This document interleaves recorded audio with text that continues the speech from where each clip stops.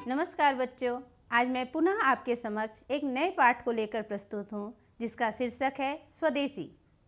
जैसा कि आप शीर्षक सुनकर ही समझ गए होंगे कि आज हम स्वदेशी अर्थात अपने देश के लिए कुछ बात करने जा रहे हैं। आजकल आप सुन रहे होंगे कि विदेशी वस्तुओं का बहिष्कार करो, स्वदेशी अपनाओ, अर्थात अपने देश में निर्मित सभी कई प्रकार की वस्तु या अन्य कई सामग्रियों को उपयोग करने तथा स्वदेशी होने पर बल दिया जा रहा है। आज हम पूर्णतः आज़ाद हैं, स्वतंत्र हैं, तब ये बातें कही जा रही हैं।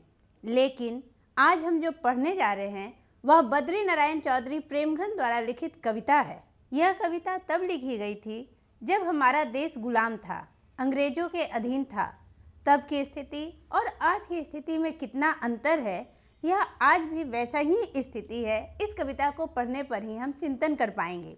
यह कविता आज भी कितनी प्रासंगिक है, यह हमें पढ़ने पर पता चलेगा।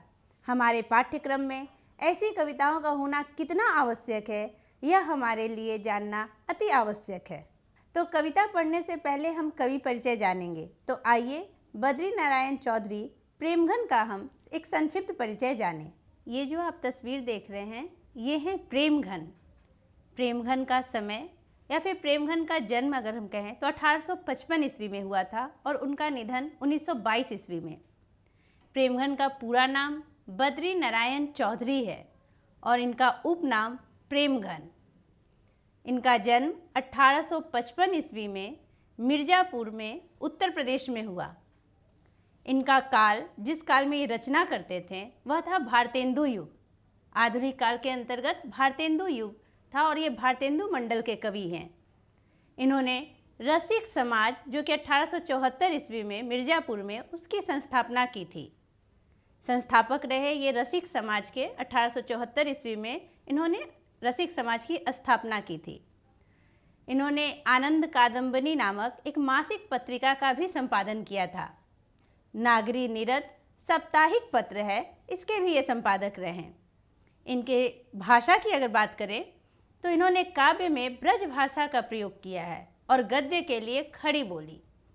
पद्य के लिए ब्रज भाषा और गद्य के लिए खड़ी बोली, यह भारतेंदु युग के कवियों की विशेषता भी रही। इनकी प्रमुख कृतियां हैं जीर्ण जनपद, यह एक काव्य है। भारत सौभाग्य, प्रयाग रामागमन, यह एक नाटक है। इनके प्रमुख नाटक हुए भारत सौभाग्य और प्रयाग रामागमन। प्रेमघन सर्वस्व नाम से इनके सभी रचनाएं इसमें संकलित है। स्वदेशी, जिस कविता को हम पढ़ने जा रहे हैं, यह प्रेमघन सर्वस्व में संकलित है। प्रेमघन प्रसिद्ध निबंधकार, नाटककार, कवि और समीक्षक थे। इन्होंने साहित्य सम्मेलन कलकत्ता के अधिवेशन में सभापतित्व किया था। ये सभापति थे साहित्य सम्मेलन कलकत्ता अधिवेशन के। भारतेंदु मंडल के कवियों में प्रेमघन का प्रमुख स्थान है। प्रेमघन भारतेंदु हरिश्चंद्र को अपना आदर्श मानते थे। इनका जन्म उत्तर प्रदेश के जिला मिर्ज़ापुर के एक संपन्न ब्राह्मण कुल परिवार में हुआ था। ये कलात्मक एवं अलंकृत गद्य लिखते थे। साप्ताहिक, नागरी नीरद और मासिक आनंद कादम्बनी के संपादन द्वारा उन्होंने तत्कालीन पत्रकारिता को भी नई दिशा दी थी। साप्ताहिक, नागरी नीरद और मासिक आनंद कादम्बनी के संपादन द्वारा इन्होंने तत्कालीन पत्रकारिता को भी नई दिशा दी थी। अब्र नाम से प्रेमघन जी ने उर्दू में कुछ कविताएं भी लिखी हैं। जीर्ण जनपद नामक एक इन्होंने काव्य लिखा है जिसमें ग्रामीण जीवन का यथार्थवादी चित्रण प्रस्तुत है। इनके काव्य में लोकोन्मुखता एवं यथार्थपरायणता का आग्रह है। इन्होंने राष्ट्रीय स्वाधीनता की चेतना को अपना सहचर बनाया एवं साम्राज्यवाद और सामंतवादी व्यवस्था का विरोध भी किया है। प्रेमघन ने मुख्यतः ब्रज भाषा में काव्य रचना की है, किंतु खरी बोली का प्रयोग भी इन्होंने यत्र तत्र पद्य एवं गद्य में किया है। भारतीय अर्थव्यवस्था को सुदृढ़ करने की कामना से इस युग के कवियों ने स्वदेशी उद्योगों को प्रोत्साहन देने और स्वदेशी वस्तुओं का प्रयोग करने पर भी बल दिया है। विदेशी वस्तुओं के बहिष्कार की प्रत्यक्ष रूप से प्रेरणा दी है। पाश्चात्य सभ्यता के संपर्क से देश के सांस्कृतिक पुनरुत्थान अर्थात पुनः उत्थान का अनुभव प्रेमघन ने महसूस किया था। आज हम उनकी एक ऐसी ही कविता पढ़ने जा रहे हैं। यह प्रेमघन सर्वस्व में संकलित 10 दोहों का एक गुच्छ है जो स्वदेशी शीर्षक के अंतर्गत यहाँ प्रस्तुत है। कवि कहते हैं, सबय विदेशी वस्तु नर, गति रति रीत लखात, भारतीयता कछु ना अब, भारत म दरसात। कवि प्रेमघन कहते हैं कि पराधीनता के कारण सर्वत्र विदेशी वस्तुएं ही दिखाई पड़ रही हैं। सभी लोगों के गति अर्थात स्वभाव, रति अर्थात लगाव, रीति रिवाज सभी बदल गए हैं। लोगों के भीतर अब भारतीयता नहीं रह गई है। भारतीयता की भावना मर गई है। देश प्रेम की भावना देश में कहीं नहीं दिखाई दे रही है। मनुज भारती देखी को सकत नहीं पहचान, मुसलमान हिंदू किंधौ कहें ये क्रिस्तान। कवि कहते हैं कि अंग्रेजी शासन काल में हिंदू मुसलमान दोनों के रहन सहन, खान पान, वेशभूषा आदि बदल गए हैं। भारतीय मनुष्यों को अब देखकर कोई नहीं पहचान सकता कि ये भारतीय हैं। पढ़ी विद्या परदेश की, बुद्धि विदेशी पाए, चाल चलन परदेश की, गई इन्हें अति भाए। कहने का अर्थ है कि विदेशी भाषा पढ़ने के कारण इनकी बुद्धि या सोच भी विदेशी हो गई है। हिंदी से अधिक अंग्रेजी का महत्व हो गया है। अपनी संस्कृति, अपनी भाषा त्याग कर इन्होंने विदेशी चाल चलन अपना लिया है। इन्हें विदेश की ही संस्कृति भी भा गई है।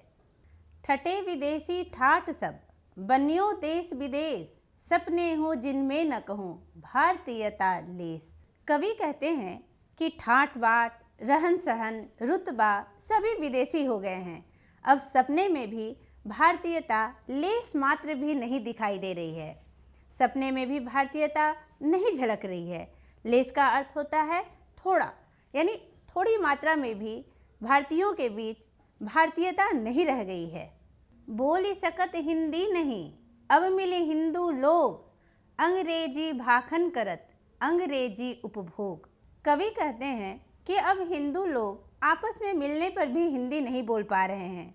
देश की दुर्दशा यह है कि स्वदेशी वस्तुएं नष्ट कर दी गई हैं।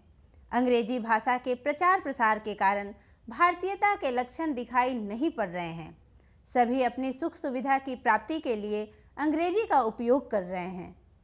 अंग्रेजी वाहन बसन, वेश रीति और नीति, अंग्रेजी रुचि गृह, सकल वस्तु देश विपरीत।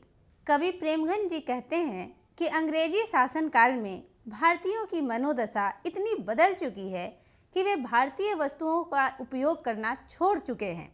विदेशी वस्तुओं का वे उपयोग करने लगे हैं। इनका हर कुछ विदेशी रंग में रंग चुका है। भारत के लोग विदेशी वाहन, विदेशी वस्त्र, विदेशी रीति और वहाँ की नीति को भी अपनाने लगे हैं।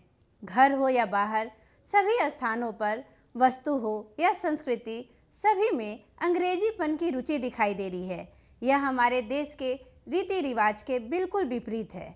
हिंदुस्तानी नाम सुनी अब ये सकुचि लजात, भारतीय सब वस्तु ही सोये हाय घिनात। कवि कहते हैं कि अब हिंदुस्तानी लोग स्वयं को हिंदुस्तानी कहने में संकोच करते हैं।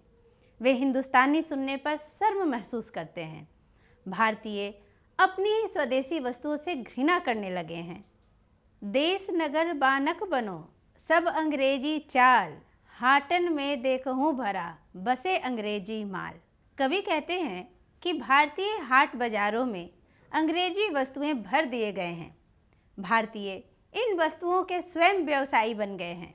देश में निर्मित वस्तुओं का लोप हो गया है। जिनसो संभल सकत नहीं, तन की धोती ढीली ढाली, देश प्रबंध करेंगे वे, यह कैसी खाम ख्याली। प्रेमघन कहते हैं कि जिनसे स्वयं धोती नहीं संभल रही है, वे पूरे देश की कमान को संभालने की कल्पना कर रहे हैं। वैसे लोग जो स्वयं ढुलमुल विचार के हैं, जिन्हें स्वयं पर भरोसा नहीं है, ऐसे विचारों वालों से देश की कमान को सौंप देना यह हास्यास्पद ही है। उनसे किसी भी तरह की आशा करना बिल्कुल हास्यास्पद है। दास वृत्ति की चाह चहूँ, दिसी व्याचार हूँ बरन बढ़ाली, करत खुशामद झूठ प्रशंसा, मान हूँ बने डफाली। प्रेमघन का मानना है कि दास वृत्ति, चाटुकारिता की प्रवृत्ति चारों ओर बढ़ गई है। लोग झूठी प्रशंसा कर रहे हैं, खुशामद करने में लगे हुए हैं। अपनी आजीविका के लिए खुशामद में, झूठी प्रशंसा का ढोल पीटने में वे पूरी तरह रम चुके हैं।